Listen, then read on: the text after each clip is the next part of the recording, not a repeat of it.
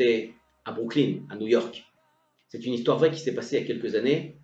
Et ces deux amis-là s'aimaient comme deux frères.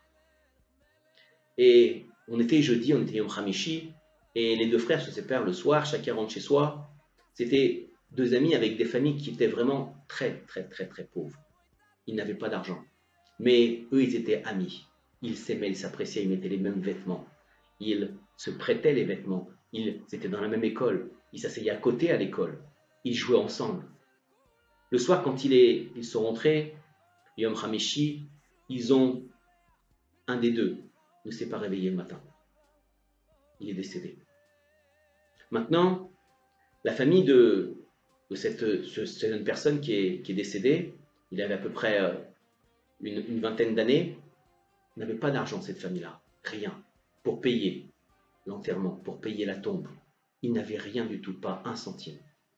Son ami a dit comme ça. A dit, moi non plus, ma famille n'a pas d'argent. Mais quand même, je vais prendre un crédit, je vais travailler à ce moment-là et je vais payer tout pour mon ami. Je vais payer l'enterrement, je vais payer la tombe, je vais payer les shivas, je vais payer les séoudotes, tout je prends sur moi. Comme ça il a fait pendant les 12 mois. Au bout des 12 mois, 2 jours après qu'il ait fini de payer la dernière traite que pour son ami de la tombe, de toutes les séoudotes, lui-même est décédé. Lui-même est décédé. Sa famille ne savait plus comment faire. Parce qu'elle aussi, elle n'avait pas d'argent. Elle ne savait pas comment faire pour l'enterrer. Alors, la famille a fixé quand même une date. A dit, on va l'enterrer demain ou après-demain. J'en ai les frissons quand je vous parle parce que c'est une histoire vraie et c'est extraordinaire comment Kadosh Baruch Hu fait les choses. Et cette personne-là, elle est restée comme ça pendant 3-4 heures. Ils ont fixé la date et le jour de l'enterrement, mais on ne pouvait pas l'enterrer. Ils ne savaient pas quoi faire, ils n'avaient pas d'argent pour payer la Chevra Kadisha. Et d'acheter un terrain aux États-Unis, d'acheter un helek, ça coûte très très cher pour enterrer quelqu'un. Ils ne savaient pas comment faire. Alors, il y avait une femme qui était là et elle dit au père du défunt, de l'enfant, elle lui dit, je ne comprends pas, Mordechai, pourquoi vous n'enterrez pas cet enfant-là? Pourquoi vous ne l'enterrez pas? Alors il lui répond tout simplement, il dit, on est en train de chercher parce que on n'a pas l'argent pour l'enterrer. On ne sait pas comment faire. Alors il lui dit, vous n'avez pas l'argent pour l'enterrer? Alors regarde, écoute-moi.